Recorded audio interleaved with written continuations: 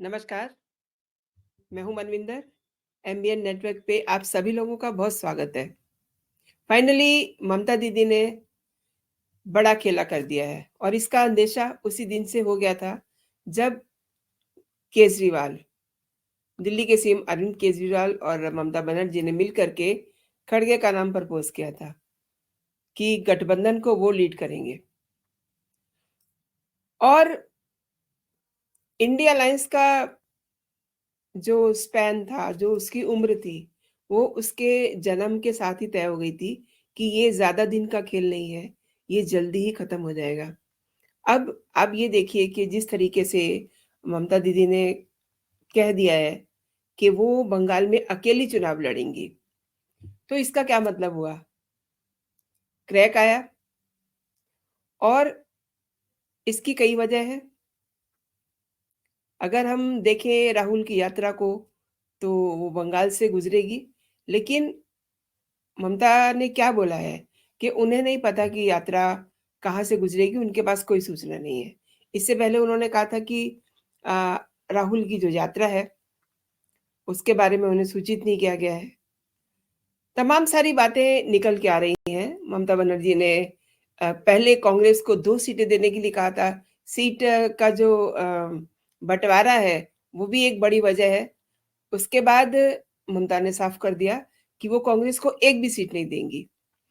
पश्चिम बंगाल में 42 लोकसभा सीटें हैं और ममता बनर्जी सभी 42 सीटों पे अकेले लड़ेंगी, ये अब उन्होंने साफ कर दिया है।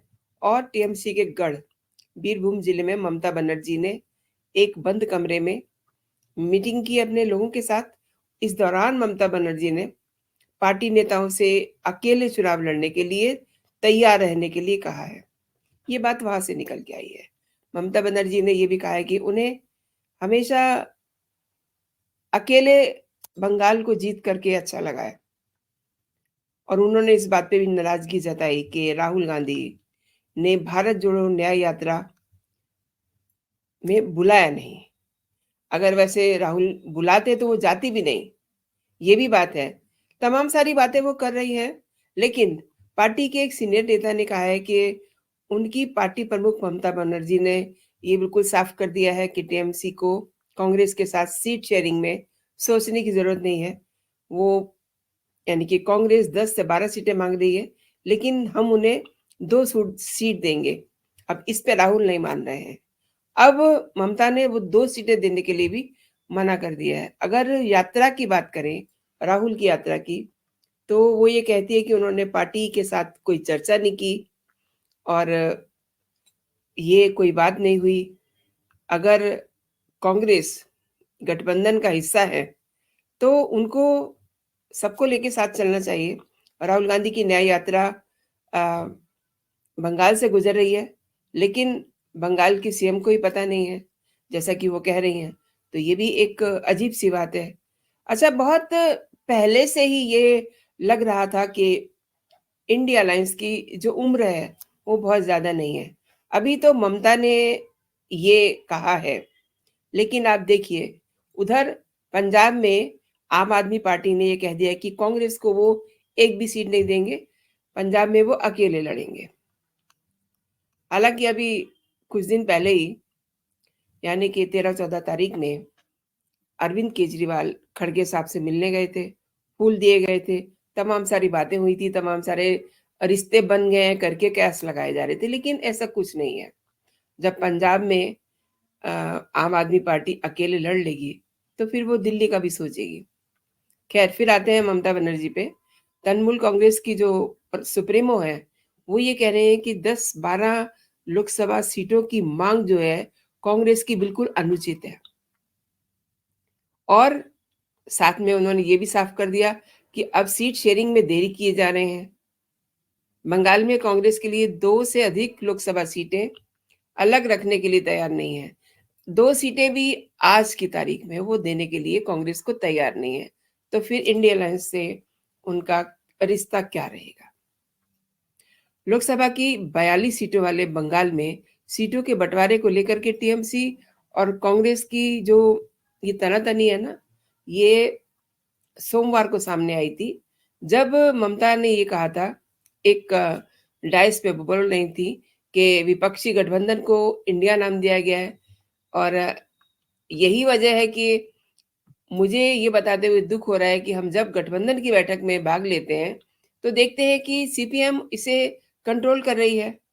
अच्छा, सीपीएम कंट्रोल कर रही है तो ममता को बिल्कुल भी ये सहन नहीं होगा। जिस पार्टी से 34 साल लड़ाई लड़ती है टीएमसी, उसकी क्या वो सलाह लेंगे?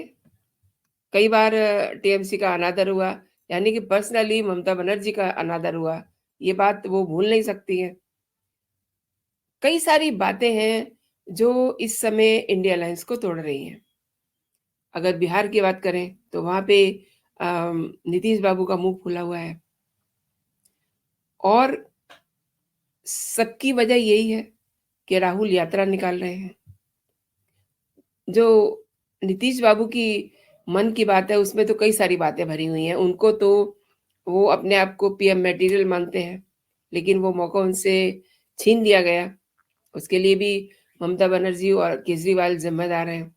खैर, ये जो 22-28 लोगों का एक गठबंधन है, इसमें किसी का भी मन किसी से मिला हुआ नहीं है। ये बात पहले ही दिन इन लोगों ने खुद से ही कह दी थी।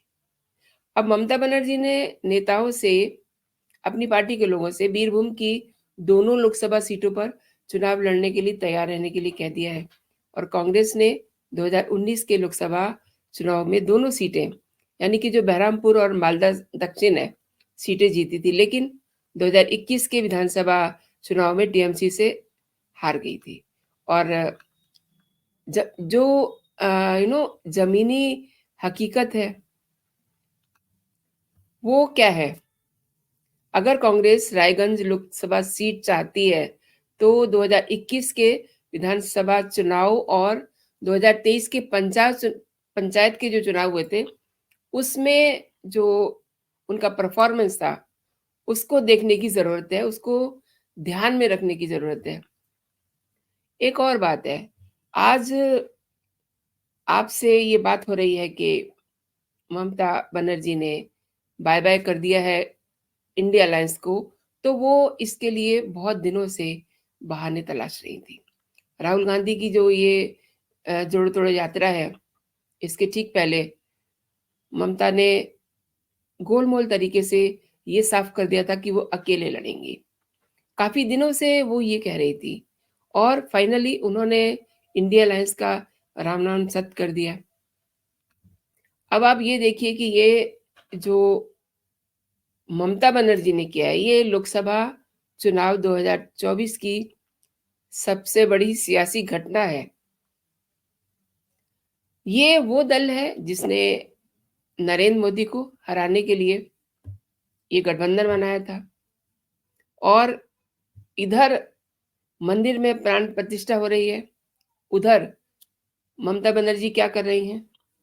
वो एक सर्वधर्म सम्मेलन, बैठक और मंदिरों में जाकर के पूजा कर रही हैं, लेकिन वो प्राण प्रतिष्ठा के इवेंट में नहीं आती है, उस कार्यक्रम में नहीं आती है। उससे बहुत सारी बातें साफ हो गई थी कि इनके मन में क्या है। अच्छा, ये जो गठबंधन है ये नरेंद्र मोदी के हारने के लिए बनाया गया था। अब सबको पता है कहीं ना कहीं कि नरेंद्र मोदी तो उसी दिन जीत गए थे। 400 सीटें उनकी जेब में थी जिस समय रामलला की प्राण प्रतिष्ठा हुई। सब जान रहे हैं इससे कम, इससे थोड़ी ज्यादा हो सकती है, लेकिन उन्हें किसी के सपोर्ट की जरूरत नहीं है। ये बात भी सभी दल जान रहे हैं जो इंडिया अलायंस के घटक दल हैं, सभी को पता है। और कांग्रेस के जो कहिए कि शीर्ष नेतृत्व में हम राहुल गांधी को मान सकते हैं, सोनिया गांधी को मान सकते हैं, इन लोगों को तो ये डे वन से ही पता था। अब इन्होंने क्या किया, इन्होंने इंडिया अलायंस को ग्रैब कर लिया, यानी कि पूरे उस पर कब्जा कर लिया और ये चाहा कि वो इसको अपने तरीके से चलाए। अब ये कैसे हो सकता है? वहां सभी दलों के लोग हैं और बहुत दिनों से राजनीति कर रहे हैं, तो कैसे वो कल के आए पप्पू का कहना मानेंगे वो? ऐसा तो हो नहीं सकता। दूसरी बात, जो कांग्रेस के लोग हैं, वो खुद राहुल से बहुत परेशान हैं, उनकी हरकतों से बहुत परेशान हैं, वो कहीं भी कुछ भी कह देते हैं। ये सब जो चीज़ें हैं, ये इंडियन अलायंस को तोड़ने, ख़त्म करने के लिए बहुत ज़्यादा ज़िम्मेदार हैं। फिलहाल तो हम ये कह रहे हैं कि जो सबसे बड़ा क्रैक, जो सबसे बड़ा डेंट दिया वो ममता दीदी ने दिया है। लेकिन अभी आप देखिएगा, जहाँ-जहाँ से राहुल की यात्रा निकलेगी, वहाँ-वहाँ से वो साथी इंडिया अलायंस को छोड़ते चले जाएँगे। अभी तो बात आई है ना बंगाल की, तो बंगाल में पल्ला झाड़ दिया है ममता ने। अब जब बिहार से गुज़रेगी, तो नीतीश बाबू सोचेंगे कि उनका स्वागत करें या उन्हें कहें कि आप अपने आप से निकल जाइए, हमारा आपसे कोई वास्ता नहीं है। क्योंकि वहाँ पर भी राजनीतिक सरगर्मियाँ बहुत अ, तेज़ी से बदल रही हैं। 25 तारीख को सभी विधायकों को वहाँ पे इकट्ठा होने के लिए कहा गया है और इसी दौरान मतलब यात्रा से पहले भी बहुत बड़ा वहाँ ब्लास्ट हो सकता है। लेकिन ममता ने जो ये कहा है कि वो एकला चलो की नीति पर चलेंगी। अच्छा, 28 विपक्षी दलों के जो गठबंधन है उसमें अपनी भूमिका पर उन्होंने एक चीज़ तो क्लियर कर दी है कि वो अब अपने स्टेट में किसी को कोई भी सीट नहीं देने वाली। और ये भी बात तय है कि वो जो 2 सीटें देने की बात बार-बार हो रही थी, उन सीटों पर भी अब उसकी ना है, ममता दीदी की। तो फिर इंडिया अलायंस में वो कहाँ स्टैंड करती हैं, वो तो बाहर हो गई और इससे जो उन्होंने डेंट दिया है इंडिया अलायंस को, वो बहुत बड़ा है। एक और बात है,